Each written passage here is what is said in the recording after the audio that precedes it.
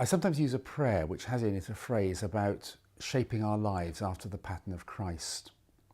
And that journey through Holy Week seems to be one particular way in which we do that, as we seek through our spiritual imagination to walk with Jesus and to be with him during those days which take up so much of the gospel narrative in our written gospels, which are so central to our understanding of Jesus and who he is and his particular calling, to shape our lives after the pattern of Christ as he goes the way of the cross.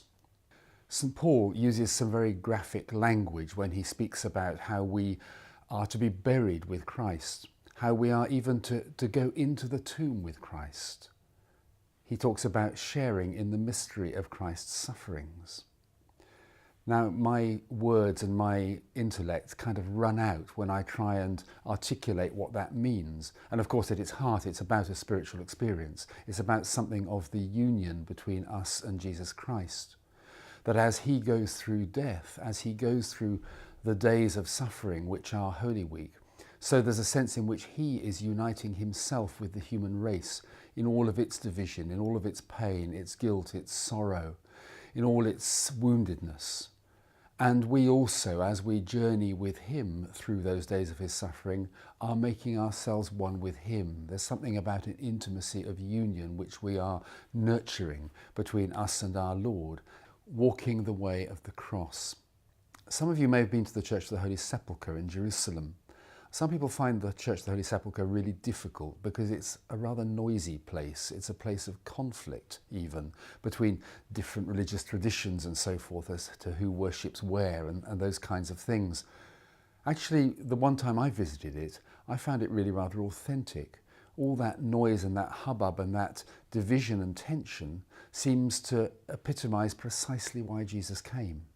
He came into the world in its messiness, in its dividedness, in its woundedness, in its conflict, in its pain, and he unites himself with it, with us, in all of that.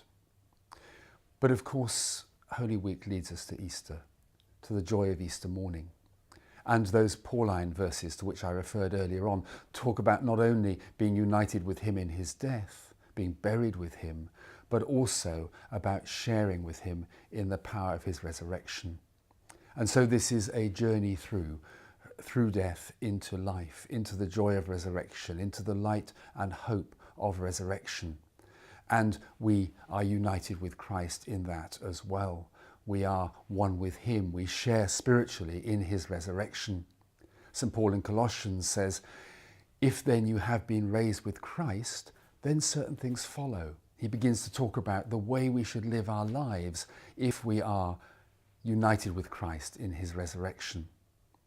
And so this year, as we journey through the days of our Lord's Passion into the days of his resurrection, may it be indeed that our lives show forth that pattern, that we are shaped by that pattern of dying and rising, that in a world where there is so much division, so much hatred, so much confusion, so many questions, that we will, as it were, hold out the offer of resurrection, of new life, of new hope, of new possibility.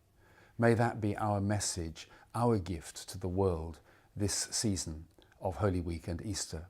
And may each of you also find this season to be fruitful for you, that you will come closer to our Lord Jesus Christ and that your lives will be shaped according to the pattern of his life.